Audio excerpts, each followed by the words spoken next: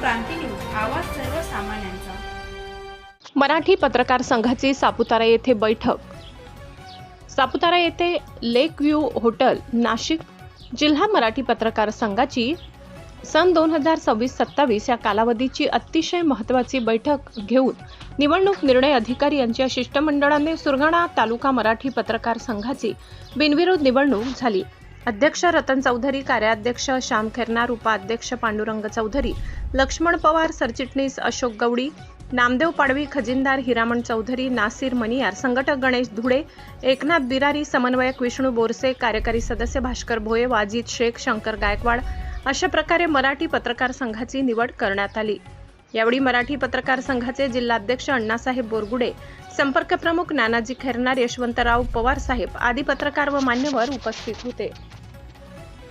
या निमित्ताने एक गोष्ट मला इथं आवर्जून नमूद करावीशी वाटते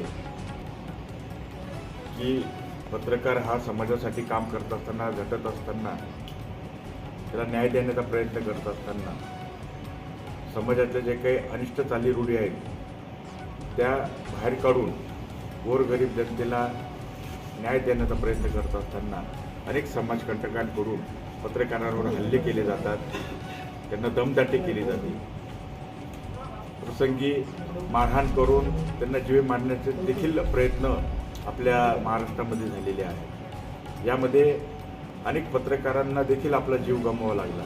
अशा परिस्थितीमध्ये आपण नाशिक जिल्हा मराठी पत्रकार संघाने वेळोवेळी आवाज उठवला, आंदोलनं केली, नाशिकमध्ये जिल्हाधिकारी कार्यालयासमोर आंदोलन केली आणि पत्रकारांना संरक्षण कायदा मिळावा यासाठी सर्व पत्रकारांना एकत्र करून, जिल्ह्यातल्या पत्रकारांना एकत्र करून एकजुटीने तो आपण लढा उभा केला आणि त्या लढ्याला आपल्याला 5 वर्ष झाली, आपल्याला यश प्राप्त झालं आणि महाराष्ट्र शासनाने पत्रकार संरक्षण कायदा हा अंमलात आणला आणि त्याची अंमलबजावणी देखील सुरू केली आहे। त्यामुळे पत्रकारांना एक शाश्वत जीवन जगण्याचं बळ या संरक्षण कायद्यामुळे मिळालेलं आहे।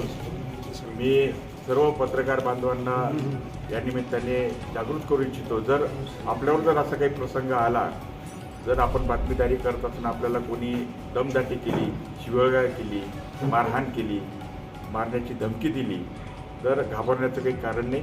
आपण पत्रकार संरक्षण कायद्याअंतर्गत संबंधित इस्मावर, त्या गुन्हेगारावर गुन्हा दाखल करू शकतो आणि पत्रकाराला आपण न्याय मिळवून देऊ शकतो, ही आपण या ठिकाणी मी आवर्जून नमूद करू इच्छितो।